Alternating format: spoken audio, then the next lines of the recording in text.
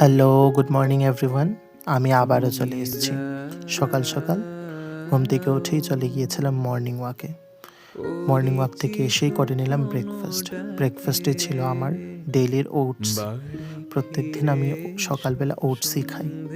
যদি হাতে সময় থাকে তাহলে ব্রেকফাস্ট অপশনটা চেঞ্জ করি।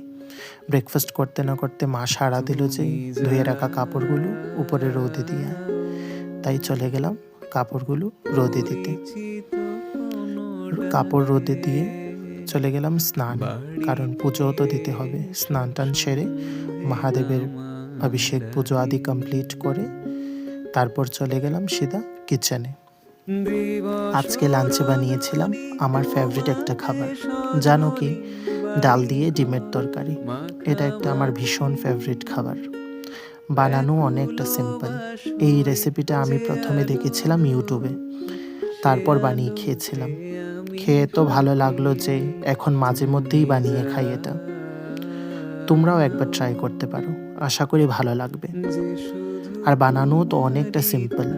মসুরি ডাল ধুয়ে এর মধ্যে দিয়ে দিতে হবে আলু, টমেটো, পেঁয়াজ, কাঁচা লঙ্কা, থেতো করে রাখা রসুন, গ্রেট করে রাখা আদা, নুন, সর্ষের তেল, হলুদ গুঁড়ো, লঙ্কা গুঁড়ো, জিরে গুঁড়ো ও ধনে গুঁড়ো।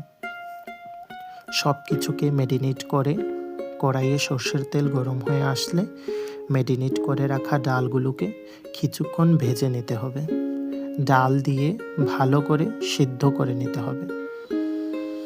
সিদ্ধ হয়ে আসলে হাতা দিয়ে কিছু আলু আর টমেটোগুলোকে ম্যাশ করে নিতে হবে। সব কিছুকে ম্যাশ করে নিলে ডালের স্ট্রাকচারটা অনেক ভালো আসে আর খেতেও ভীষণ ভালো লাগে। তারপর একটা বাটিতে পেঁয়াজের সাথে নুন, হলুদ গুঁড়ো দিয়ে 4টা ডিমকে ভালো করে মিক্সড করে নিতে হবে। কড়াইয়ে সর্ষের তেল দিয়ে ডিমের অমলেট বানিয়ে নিয়ে ডালের মধ্যে ছেড়ে দিতে হবে। ডিম অমলেটটা একটু লাল করে ভাজলে ভালো হয়। আর তারপর তড়কা প্যানে তেল গরম করে দিয়ে দেব তেজপাতা ও কুচনো পেঁয়াজ। ভালো করে ভেজে নিলে ডালের মধ্যে ছেড়ে দিতে হবে।